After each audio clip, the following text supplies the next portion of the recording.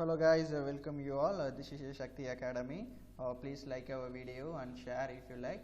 Don't forget to subscribe our channel and press bell symbol so that you could get updated videos of our channel, right? The next topic is about making sense of an alien world, Albanese and the Sanskrit tradition. So in this topic, what we are going to discuss about the people's language and their religious belief and the caste system, whatever being discovered by Albani, the Persian scholar who came from Uzbekistan, right? Yes, first one is overcoming barriers to understanding. In this, what are the barriers he felt difficult to understand that we are going to discuss. As we have seen that travelers often compared what they have what they seen in subcontinent with the practices with which they were familiar. So initially we know that whenever they see the travelers used to travel with one place to another, whatever they observed, they used to compare their observation with their real practical life, and each traveler adopted distinct strategies to understand what they observed. So here as well as each traveler have a different strategies to understand what they have observed. Here Albani, for example, was aware of the problem inherent in the task he had himself. He discussed several barriers that he felt obstructed understanding. Yes, so here he felt three things that he felt difficult to understand is nothing but first one is caste system, right? First one is caste system. What he felt difficult in the caste system is nothing but the first amongst these language. According to him, Sanskrit was so different from Arabic and Persian that ideas and the concepts could not be easily understand from one language into another. So the first one is language. Initially you see comparatively other languages, Sanskrit was so different from Arabic and Persian, and it's very difficult to translate such a text, such a text of Sanskrit into other languages, okay? So that's what he felt difficult to understand in the Sanskrit. So that's what first thing is about language. The next thing is about the people's religious belief and practices, right? So you know that India is, totally from India is included with the different peoples and the languages and different communities and everything, no? So here the second barrier he identified was the difference in religious belief and practices. Each people are observing a different religion and their different cultures and the different practices, etc. And here his second barrier to understand the people's religious as well as their practices. Then the third one is self-absorption and the consequent insularity of the local population according to constituted the third barrier. Third barrier is nothing but the people's neglection. Discarded the people. The isolation. You know that there are many communities are there in the world, especially in India. Different communities are there. Each community, each group of peoples used to live in a particular place. For example, class one will be live in the fortified cities. Class 2 will be in the common. Class 3 will be away from the class 1, like this, no? So different types of peoples. They divided depends on their profession. So that he felt difficult to understand the third one. What is interesting is that even though he was aware of these problems, Albani depended almost exclusively on the works of Brahmins, often citing passages from the Vedas and Puranas and the Bhagavad Gita and the work of Patanjali and the Manusmriti, etc., to provide an understanding of an Indian society. So, however, you know that Albani was well familiar with such concepts of understanding and everything, whatever he had observed. But here, some of the things what he had observed in India, it was very difficult to understand. Which means most probably he often dependent on the Brahmins, okay, works of Brahmins, who often getting information from the text like Vedas, Puranas, Bhagavad Gita, and the works of Patanjali and Manusmriti. So these things made him very difficult to understand. That's what here the Brahmins are often taking notes from these Puranas or Bhagavad Gitas and other works to provide understanding about the Indian society. Next one is Albani's description of the caste system. So this is one of the important topic that, according to Albani, what he knew about the caste system as well as what he understand about the Indian caste. So Albany tried to explain the caste system by looking the parallel in the other societies. So you know that each, as I told you, that each group of people depends on their profession, used to live in a particular area, no? So it depends on their caste. So he noted in ancient Persia. So previously, when he visited in Persia, that there he noted that and found the 4 social categories were followed in the ancient days. So first one is knights and princes. Next one is monks, fire priests, and the lawyers. Next, third one is priest, physician, astronomer, and the scientist. And the last one is peasants and artisan. Right? So 4 types of castes, social categories he had found in the ancient Persia. So first class is about knights and the princes, and the next class is about the monk, priest, and lawyers, and the third class is about the physician, astronomer, and the scientist, and the fourth class is about the peasants and others, artisans, others. He attempted to suggest that social divisions were not being unique in India. At the same time, he pointed out that within Islam, all men were considered equal, differing one in their observance of piety. So here, as well as not only he knew about the 4 social groups, categories in ancient Persia, but also he came to know that the people are not unique in India. Social divisions are not unique in India, as well as all Islamic men were all considered as equal, but the difference is only the way of observing the God, a deity, right? Way of observing the God is the only difference of all Islamic men, but according to Hinduism, there is not like that. Each and every people are unique from their cultures. In spite of his acceptance of the Brahminical description of the caste system, Albany disapproved of the notions of pollution. So however he came to know with the reference of the Brahminical description about the caste system, finally he is disapproved of the thoughts which was polluting among the people. So initially the highest caste or highest rank of the people who are in the society, they are the person who is often dividing the communities, as well as the caste systems. It depends on the people's profession, no? So this is nothing but this is not a nature of thing, as well as these are thoughts which were polluting among the people. So he remarked that everything which falls into the state of impurity strives and succeeds in regarding its original condition of purity. So the example is the sun cleans the air, and the salt in the sea prevents the water from becoming polluted.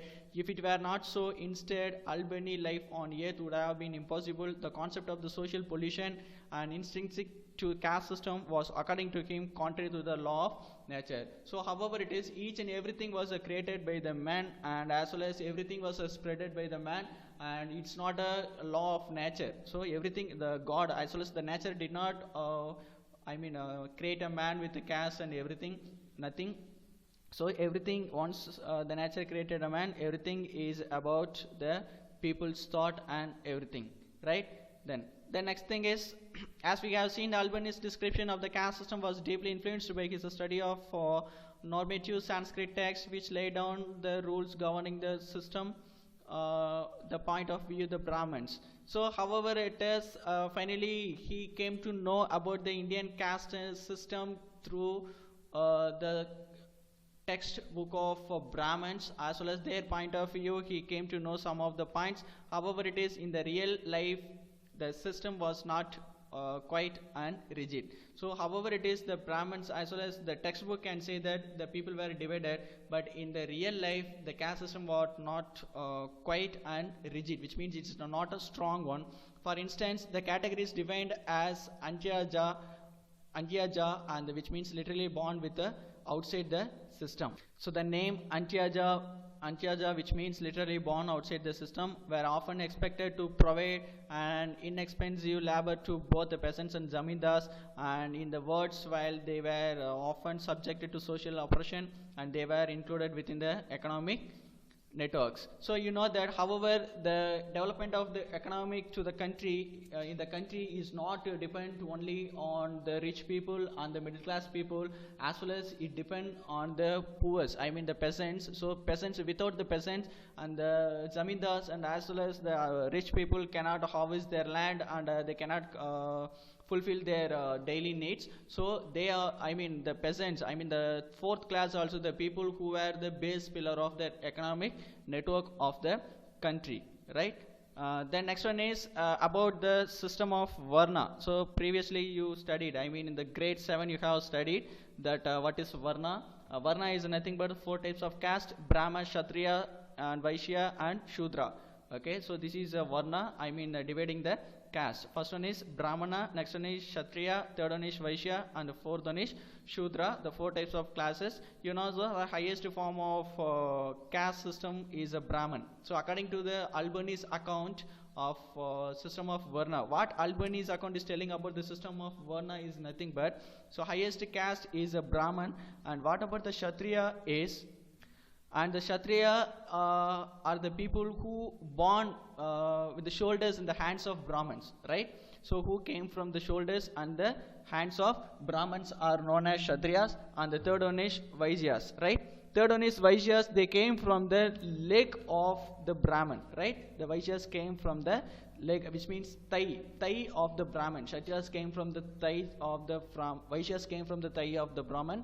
Last one is Shudra, who created from the, I mean from their feet. Okay, so according to Albanese account, 4 classes: Brahma, Kshatriya, Vaishya, Shudra. Brahmins were the highest upper caste, and the Kshatriyas who came from the shoulder and the hands of Brahman, and the Vaishyas came from the thigh of Brahman. Next one is Shudra, who created from his from Brahman's feet. Okay, so these are the 4 types of classes according to Albanese account. Okay, so the next one is Ivan Battuta and the excitement of unfamiliar, right? Yes, so previously we discussed about Albanese account, and now we are going to discuss about the unfamiliar things whatever observed by Ivan Battuta.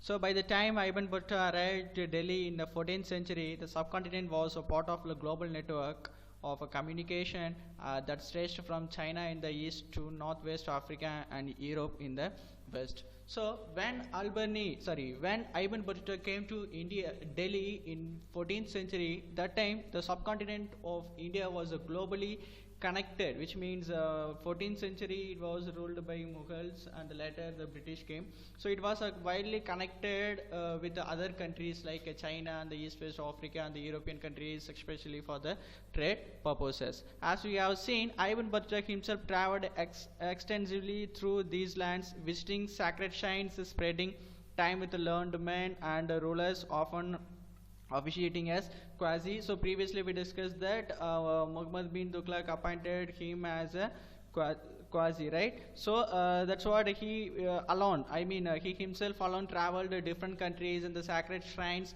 and he spent plenty of time with the learned men as well as the rulers for knowing about their cultures and the tradition, and enjoying the cosmopolitan cultures of urban centers where people who spoke Arabic, Persian, Turkish and other languages, and they shared ideas, information and anecdotes. So he not only shared and spent time with kings as well as the learned men, but also he enjoyed the cosmopolitan culture of urban centers and the people who spoke languages of Arabic, Persian, Turkish and other, and they spent the time, and he spent the time as well as he shared many information with him. So in this, what are the information he shared with him is nothing but these include the stories about the men noted for their piety and the kings who could be both cruel and generosity. So here he spent time with them for as I told you that he spent a time with kings as well as the learned people. So what are the things they learned and they shared with him is nothing but about the men who different types of men who is practicing the different cultures and speaking different languages, and about the king who would be very cruel as well as the generous and etc.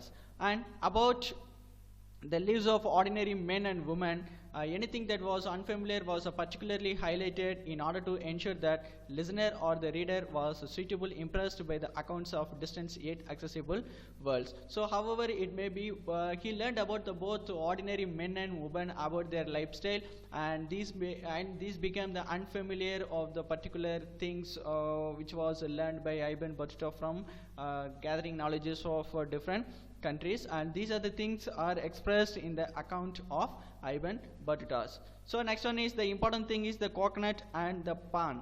Pan is, you know that pan, the leaves are there, no, pan leaves. Initially, if we attend any meeting, like ceremonies and after dinner, after what a good meal, we people used to take a pan leaves with beetles and etc. No, so such things coconut and the pan. Some of the best example of Ibn Battuta's strategies of representation are evident in the ways in which he described the coconut and the pan, two kinds of plants produced that were completely unfamiliar to his audience. So in this, when he visited the subcontinent of Delhi, he noted the coconut and the pan in his account, so which gives a completely unfamiliar to his audience, whoever is reading the book. So here the small description about how to use the pan.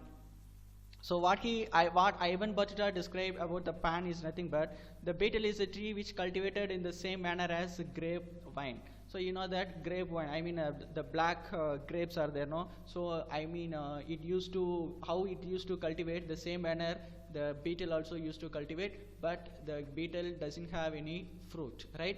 And it's grown only for the shake of its leaves. So this beetle tree is growing only for the shake of its leaves, and this manner of the use before eating it, one takes an areca nut.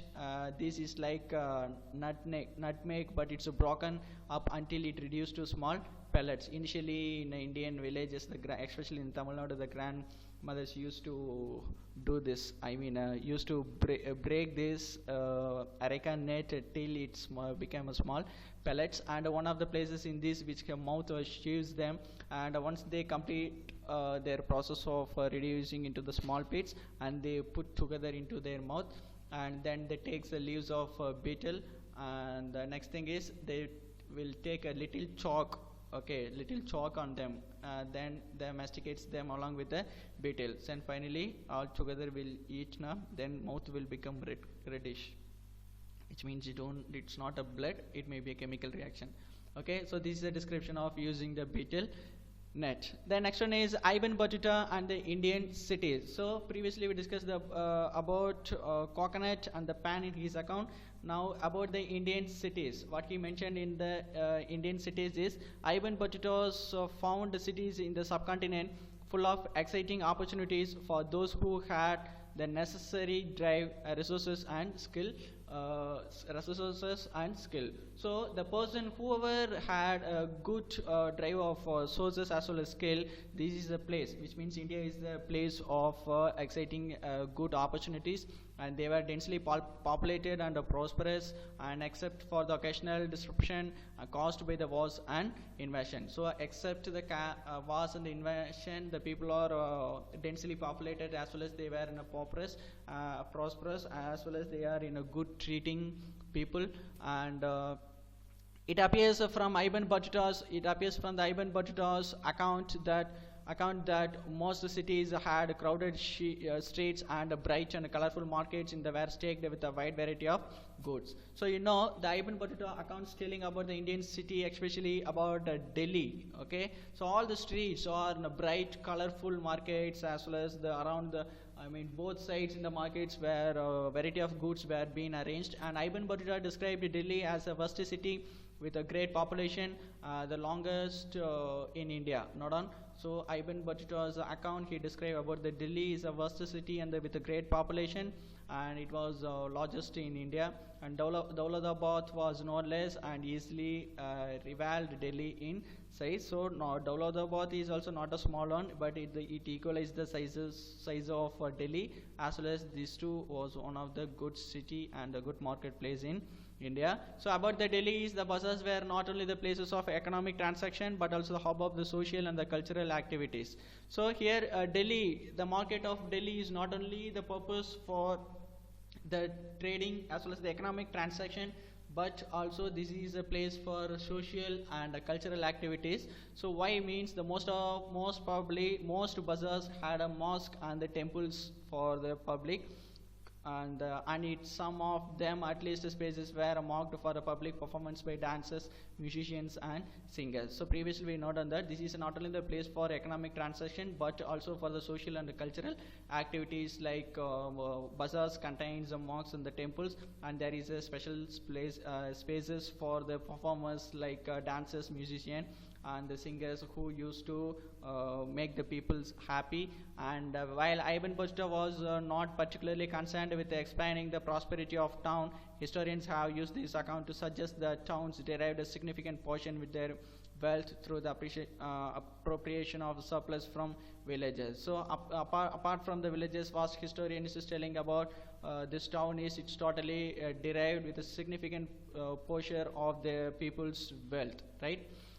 Ibn Battuta found Indian agriculture was productive because of the fertility of the soil, which allowed the farmers to cultivate 2 crops a year. So he described about the Indian agriculture that Indian soil are in a good with a good fertility, so it allowed the farmers to cultivate more than 2 crops per year.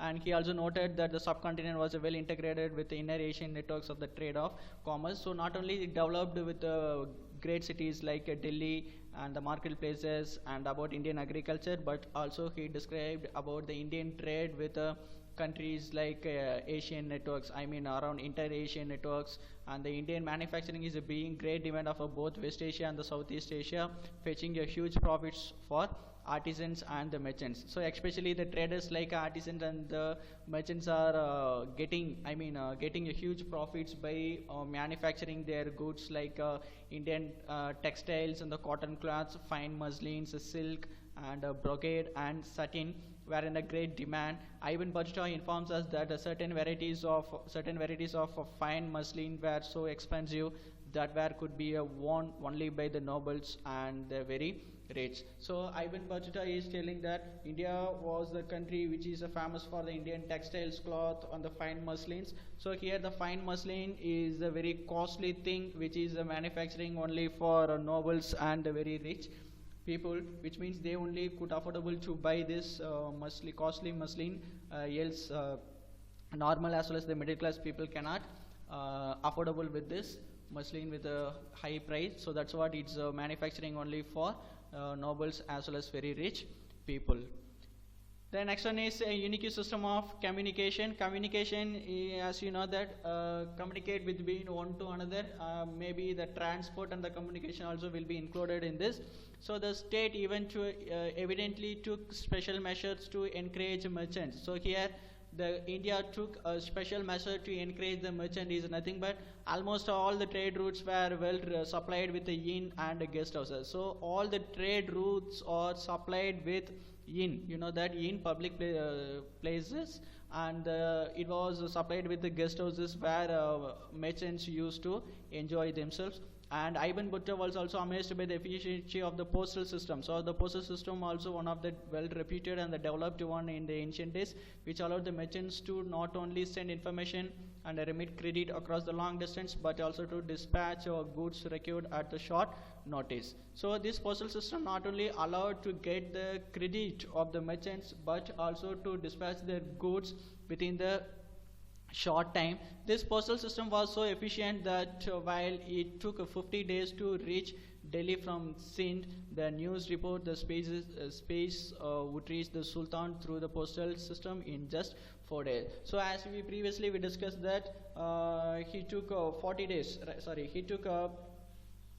50 days to reach Delhi to Sindh, but the postal system is taking only 5 days to reach the newspaper through the postal system to the Sultanate. So that's what it was. So it was much efficient to the people as well as the merchants who were using this postal system as well as the developed one in the ancient days, right?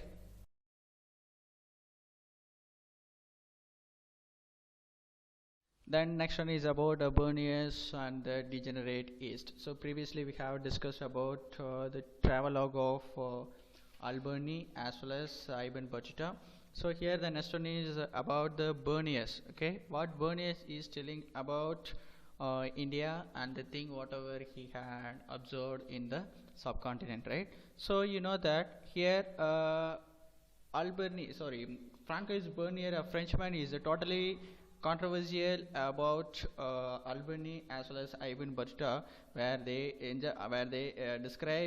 too described about the thing whatever they have seen and whatever they felt barrier to understand and everything. So here, Frenchman Francois Bernier is going to describe about the changes that should do in India and the thing which is very poorest one that he hadn't ever seen in India, that he is going to describe in his travelogue, right? So Bernier and the degenerate East. Here, if Ibn Battuta choose to describe everything that impressed and excited him because of its novelty, yes. So you know that however Ibn Battuta may choose to describe in everything whatever he had observed, but everything is excited as well as why he is discussed everything that may be for a novelty, okay. But here Francois Bernier belonged to a different intellectual tradition.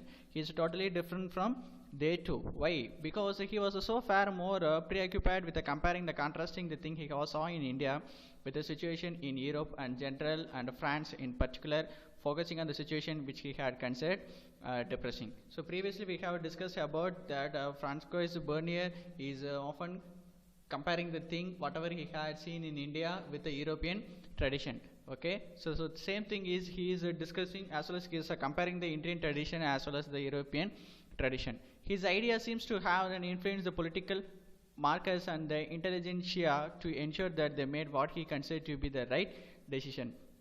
Yes, here the idea too seems to have been influenced the political policy maker. First one is the decision making. Next one is intelligentsia. Intelligentsia is nothing but the brilliance. Okay, intelligentsia to ensure that they made what they consider to be the right decision. So here, some people in India are thinking that they were the genius, but that is totally wrong. They should know the people's pain as well as they want to do everything goodness to the country. They should not do anything for their own selfishness and other things.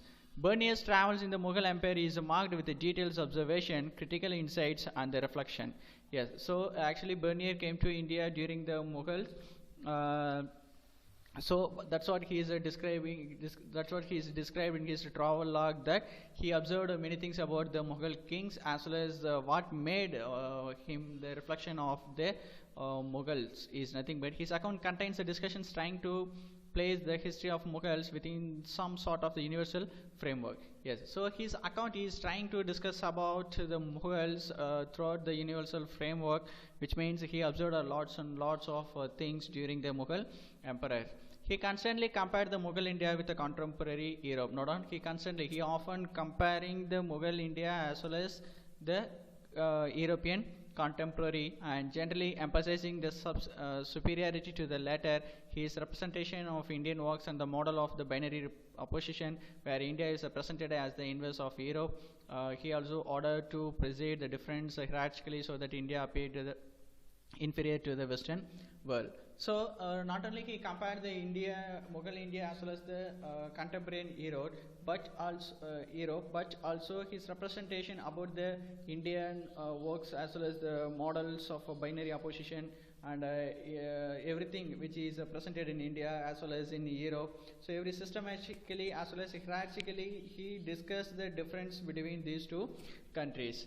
Then question of land ownership. So we have discussed that here Ibn Battuta as well as Albany discussed, and they noted whatever they have observed in India, that everything they have noted in the travelogue. But here Francois Bernier is totally different. So he is strongly disagreeing the system of land ownership, right? Why? What is the cause behind it is nothing but, according to Bernier, one of the fundamental differences between the Mughal India and the Europe was the lack of private property in the land in the farmer. Initially, you see one of the fundamental difference between the Mughal India as well as the European country is nothing but the lack of private property in land in the farmer. Why? Which means in India, what happened in the ancient age is nothing but nobody is allowed to own their land, and these lands are the government properties, and these government will distribute the land to the zamindars. From zamindars, the peasants used to get the land with a high cost of interest. Why here is nothing but the zamindars cannot pass their lands to their legacies, I mean a son, daughter, and etc. So that's what here zamindars are in the position to earn more and more. So that's what they pushed peasants and the farmers to work more, to cultivate more than 2 crops per year, as well as they put levy taxes on land, cattle, and houses, etc. So that was one of the main reason, as well as the main difference between the Mughal India as well as the European country. He was a firm believer in the virtue of the private property. He saw crown ownership of the land as the being harmful for the both state and people. Yes, so you note it down. Then he saw that the ownership of land is being harmful for both the people as well as the state. Why it's more harmful to the people as well as state is nothing but if the government is distributing the land to all the people directly, now the government will get more benefits, as well as the peasants also will get more benefits through that they will cultivate more than 2 crops per year. But here what is happening, the through the Mughal emperor, they owned the land and they distributed to among the nobles. So here the problem is the Mughal emperor are owning the land, and from them they are distributing the land to the nobles under them. So from nobles, finally peasants are getting the lands with a high cost of interest. So here the middle, who is there in the middle between Mughals and the peasants is nothing but nobles, who is earning much money in this. That's what the peasants wanted to pay money for the nobles also. So that's what they are in the position to ruin. So and this had disastrous consequences for the economic and the society. This position was not unique to Bernier, and this is found in the most traveler accounts of the 16th and the 17th century. So not only Bernier had mentioned about this land ownership in his account, but also many travelers had noted this land ownership in between 16th and 17th centuries. So through this distributing the lands to the nobles, finally it became disastrous consequences in the economic as well as in the society.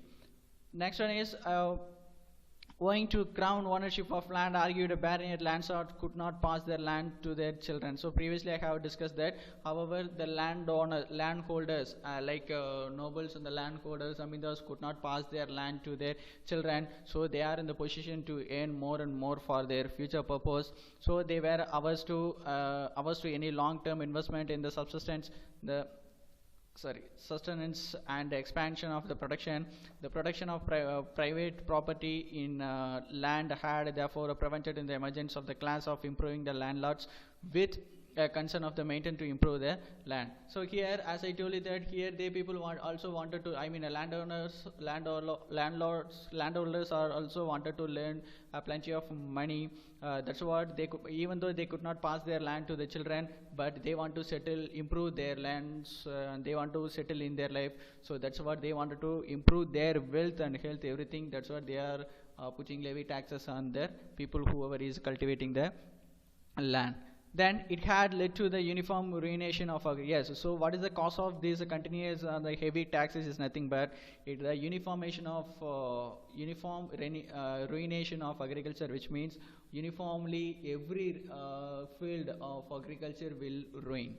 Excessive oppression of the peasantry and the continuous decline in the living standards, all the sections of the society except the ruling aristocracy. Yes, so all the living societies like peasants, artisans, and other people will destroy except the ruling aristocracy. So previously we discussed in this only aristocracy and the rich people is not describing our not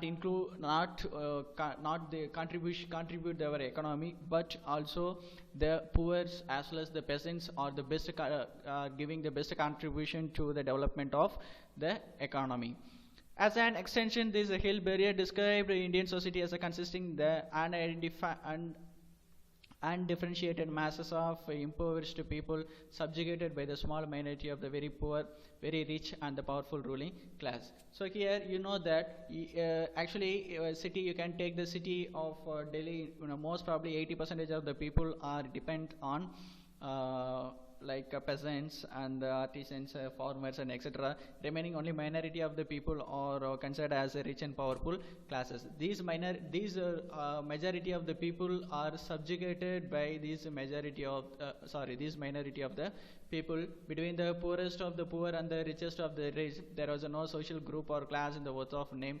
Bernier confidently asserted there is no middle state in India. So however it is, the middle class and the poor, rich, everything is in the only group of name, but constantly, which means everybody is equal in the world, as well as we cannot find anything new middle state in India, which means comparatively the rich people, the poor people are working lots and lots for earning money. So even though whatever they earn, everything is getting as a taxes by the rulers and the zamindars and the landlords, etc.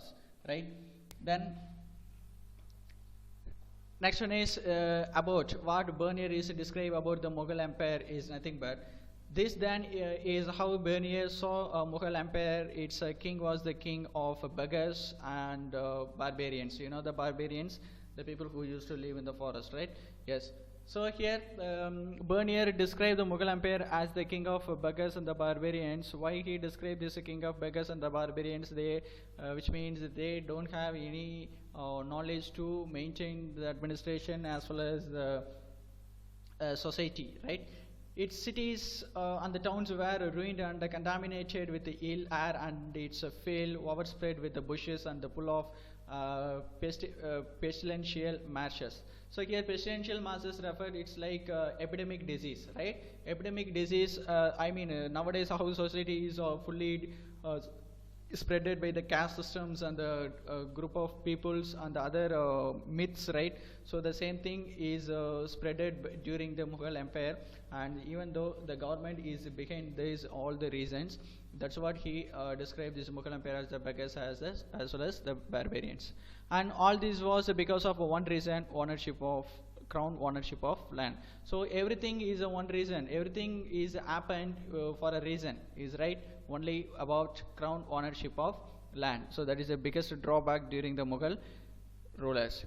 Then curiously, none of the Mughal officials' documents suggest that the state of the sole ownership of the land. For instance, Abul Fazl, the 6th century official chronicler of Akbar region, described the land revenue as remunerations of sovereignty. Yes. So here, still now, the official document of the Mughals did not suggest that state was sole of ownership of the sole, which means the owning the land is one of the sole ownership of the land. That's what Abul Fazl in the 6th century official chronicler of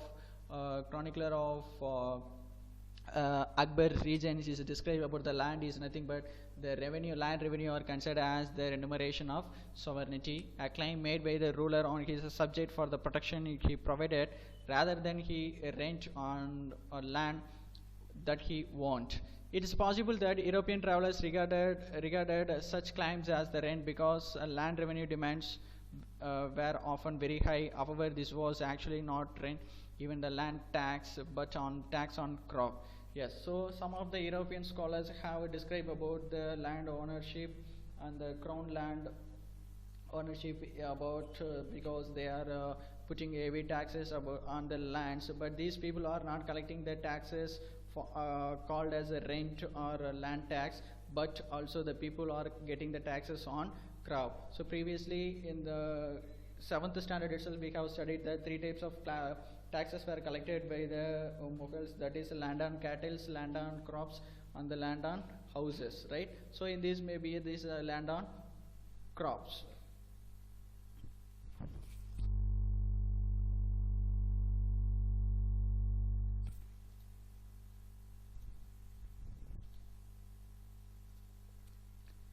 Yes, the next one is Bernier's description influenced Western theorists from the 18th century onwards, the French philosopher Montesquieu. So previously the Bernier was influenced by the French philosopher Montesquieu, during the 18th century, what he is telling about this about is nothing but use these accounts to develop the ideal of Orient depot system.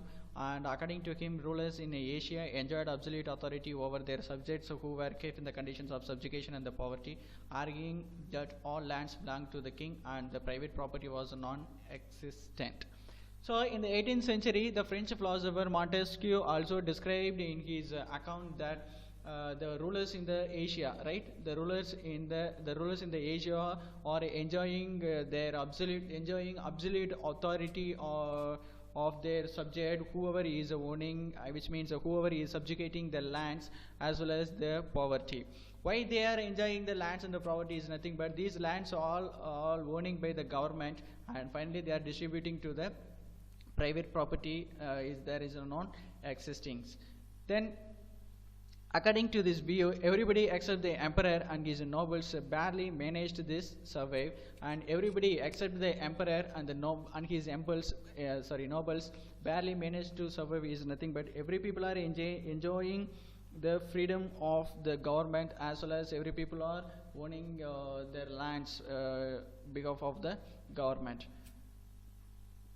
This idea was further developed as a concept of the Asiatic mode of production by Karl Marx in the 19th century. So during the 19th century, Karl Marx also described in his account about this land ownership. He argued that in India, before colonialism, the surplus was appropriated by the state. So before the British rule in India, the surplus, the Indian productivity like crops and other things was a surplus in India, and it was appropriated by the states as well as the people, and this led to the emergence of the society that was composed of a large number of autonomous and egalitarian village communities. So these which means previously before the arrival of colonialism in India, so the crops and other things were surplus, as well as it was appropriated to all the states and all the people. But after the invention, what happened? It led to the before the invention of colonialism, this led, the appropriate crops as the surplus of the crops lets the people to live happily in the society, like communities, like village by villages, and the people shared their things without reasons and everything. And the imperial courts presided over these villages communities, respecting their autonomy as long as they follow the surplus was unimpeded, and this is regarded in the statement system. So once the imperial government, once the Mughal court, imperial court presided over the village communities and with the strict rules, these people are not enjoying with the surplus things. That's because of this statement system. Statement is nothing but the land ownership where the people are supposed to pay that heavy taxes to the rulers. However, as we will see that later we will see about in the chapter 8, the picture and the rural society was from true.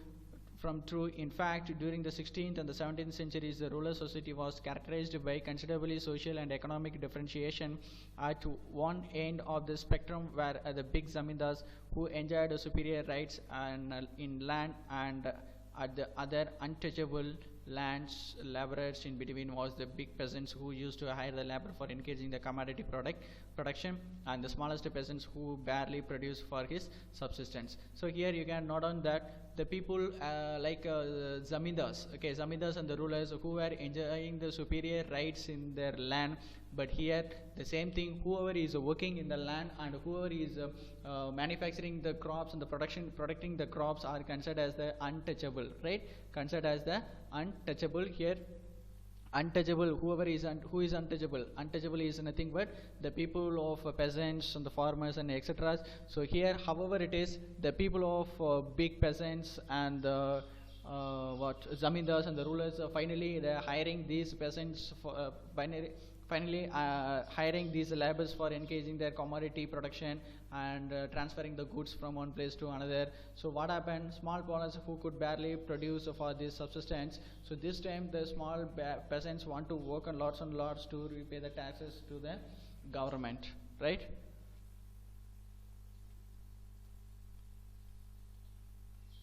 Yes, the next one is the more complex social reality. Yes, so the more complex social reality is nothing but the peoples and their profession and their advantages as well as the disadvantages and what are the things they are facing in under the Mughal rulers.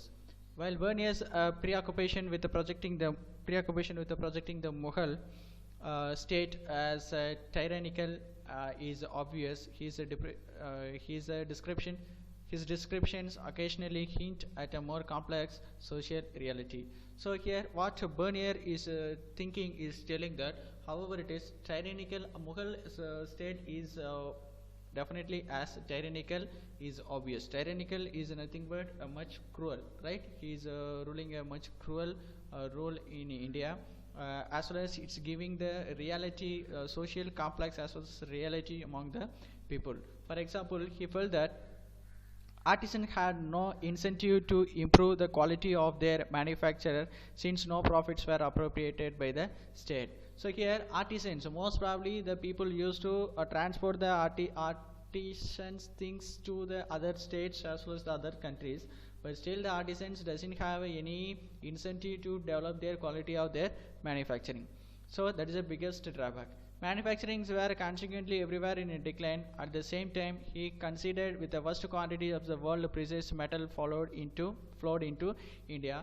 Most probably the vast quantity of the world metals, everything is flowed into India, which means going from India, so manufacturing was exported in the exchange for gold and silver, where the manufacturer is exchanging such a production for gold and silver. He also noted the existence of a prosperous merchants community engaged in the long distance exchange. So here the merchant who has a good in everything, I mean wealth and everything, they have sufficient money to exchange even at the long distance, but the poor are selling their manufactured things to the local merchants. So in fact, during the 17th century, about the 15% of the population lived in towns. This was an average higher than the proportion of urban population in Western Europe in the same period. So you know that in the 17th century, 50% of the people are they lived in the towns. The same thing, that higher than the proportion of the urban population was lived in the Western Europe in the same period. In spite of the Bernier described the Mughal cities as camp town. Bernier described the Mughal cities as a camp town, by which he meant towns that owned their existence and they depended on their survival and the imperial camp, which means the people whoever is living, the people all dependent on their camp towns, as well as the merchants, the high class people all often depend on these peasants and everybody's. He believed that these came into existence when the imperial court moved in and rapidly declined when it moved out. He suggested that he did not have a visible social economic foundation but were dependent on the imperial patronage. So here each and everybody whoever is living in the cities depending upon others, which means each and everybody is living for other patronage, and here the government doesn't have any economic, social as well as the economic foundation for the development of the people.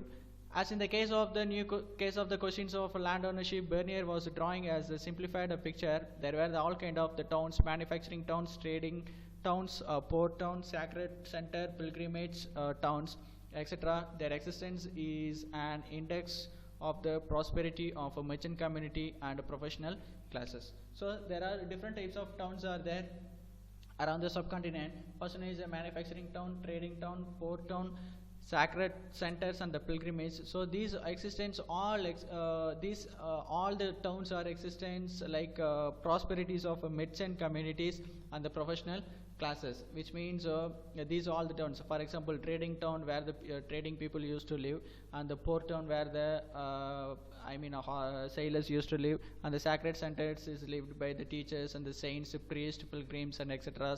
So like this. So all the towns are merchant towns as well as the professional towns. Merchants often had strong community of against ties and were organized into their own caste occupational bodies. In Western India, these groups were called Mahajans. So the group of people who is doing the system of the trading is also known as caste occupational bodies, in all known as Mahajans, called in the Western India, and their chief in the Sheth. Chiefs are called as the Sheth. In urban center as such as Ahmedabad, and the Mahajans were collectively by the chief of the merchant community who was called Nagarsheth. Yes, so in the places of Ahmedabad, the people who are collectively represented by the chief merchant community who are called as Nagarsheth. Other urban groups include the professional classes such as the physician, teachers, and the lawyers, painters, architects, musicians, calligraphers, etc. While some dependents on the imperial patronage, many made their living by serving other patrons, while still others served ordinary people in crowded markets in bazaar. So these professional classes. These professional classes is still working for other patronages by giving a priest and the teaching and everything. But still, many people are living by serving other people, right? Like low class people. Especially the fourth class peasants, farmers. They people are serving for a snow. So like that. But still, some of the people are depending on the crowded markets and the bazaars, like a hawker stall, etc. So these people still depending on their customers, and if the customers did not come to the shop, then how they people will get monies and they will earn. So that's what still the many people are depending on other peoples, right? Yes. So we have discussed about the three scholars as well as their travel account, right? Three scholars as well as their travel account.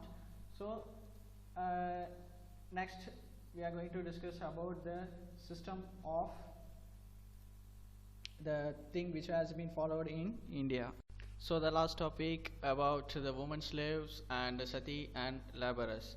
So women slaves and the sati and the laborers we already discussed, studied in grade 7 and 8. So once again here the three scholars are going to describe about the condition in India. So travelers who left written documents were generally men who interested in and sometimes intrigued by the condition of the women in the subcontinent. So initially, whenever the traveler, whoever is traveling to one country to another country to know about their cultures and the religious life and of the peoples and etc., they people used to leave their accounts, as well as sometimes they are intrigued, right? Intrigued is nothing but the fascinated by the condition of the woman in the subcontinent to where they have visited. Sometimes they took social inequalities for granted as a natural the states of an affair. Sometimes they could differentiate both the men and women for their natural for inequalities and other things. For instance, slaves were openly sold in the markets like any other commodity and were regularly exchanged as gift. Yes, so usually you see in the previous days slaves were used to sold in the markets like both men and women. In this, usually women used to hire for the household works and etc. But men used to hire for other factorial works and the agricultural lands and etc. So once they purchased it, sometimes they used to present these slaves as a gift to the kings, right? So likewise, when Ibn Battuta reached the scene, he purchased horses, camels, and the slaves as a gift for Sultan Muhammad bin Tughlaq. So the same wise, when Ibn Battuta came to Sindh, India, he purchased horses, camels, as well as the slaves to present Sultan Muhammad bin Tughlaq. When he reached Multan, he presented the governor with a slave and a horse together with the raisins and almonds. Muhammad bin Tughlaq informs Ibn Battuta was so happy with the sermon of a preacher named Nasruddin that he gave him 100,000 tankas, which means coins, and 200 slaves. Yes. So once he purchased the slaves and the horses, camels and everything, and finally he gave to the governor of the Sultan, and the governor distributed to Sultan, so that the Sultan got much happy, as well as he presented the 100,000 coins as well as the 200 slaves. It appears from Ibn Battuta's account that there was a considerable differentiation among the slaves. Some females, yes. So here in Ibn Battuta accounts, what they mention is nothing but the differentiate will be there for both men and women. In this, female slaves of the service sultans were expected to the music and dance. So usually, what is the duty of the female slaves in the sultanate court is nothing but their duty is to they send such a girls to perform for music and dance. Okay. And Ibn Battuta enjoyed their performances on the wedding of the Sultan. sisters. Yes, so there also the Ivan Battuta enjoyed such a dance and the music of the slave girls, where the wedding ceremony of the Sultan's sister. Female slaves were also employed by the Sultan to keep watching on his nobles. Sometimes the female slaves are appointed as the envoy. Okay, appointed as an envoy to watch the nobles, right? Slaves were generally used for domestic. Yes, slaves were generally used for the domestic labors. It may be both men and women. And Ibn Battuta found their services particularly indispensable for carrying women and the men on the planquets on dola, the price of slaves. Sometimes these slaves used to carry the king and queens in the dola. Dola is nothing but it's like a chair for people used to carry. Particularly female slaves recruited for domestic labor was very low, and almost families who could afford to do so keep at least one or two of them. So usually, as I told you, that female slaves used to hire for the household works, where the which family is feeling comfortable, as well as they could feed, as well as they could pay money to the slaves. They could get at least one or two female slaves they could have with them for their household works. Contemporary European travelers and the writers often highlighted the treatment of a woman as a crucial maker, the difference between the Western and Europe societies.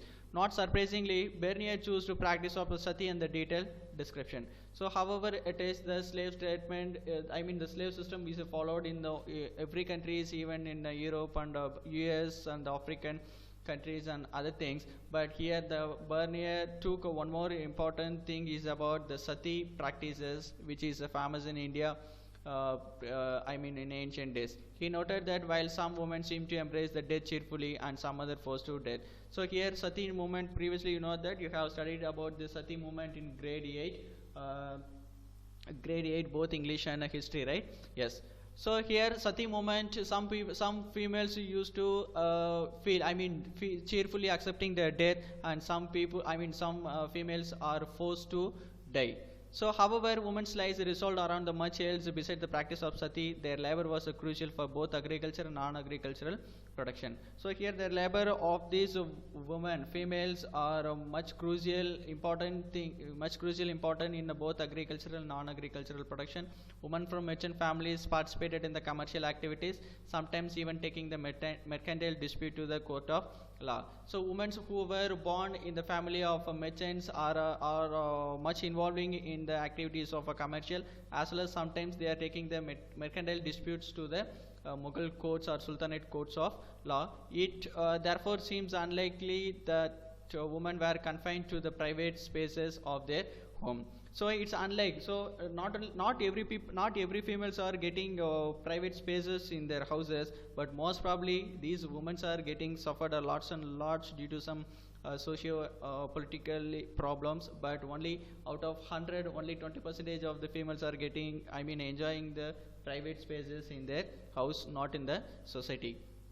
So here is about sati. Okay, sati, about what Bernier is telling about the sati is nothing but once he had traveled to Lahore. That time he had seen a child widow is going to sacrifice her life, right? So actually the age of the child is at least less than 14, who had lost her husband, and less than 12, and who had lost their husband. And that time some people are forced her to fall on the fire. So that time people were around her, and hands and legs were tied up, and she was in the position to go and fall on the fire. So here, as I told you, that some people are cheerfully are accepting their deaths due to the love of their husbands, and some young age people are still actually how many years they have lived? Only 12 years. So more than that, they are enjoying their death. So right. So that's what some people are enjoyed cheerfully to accept the sati, and some people are forced by the people to accept it, right?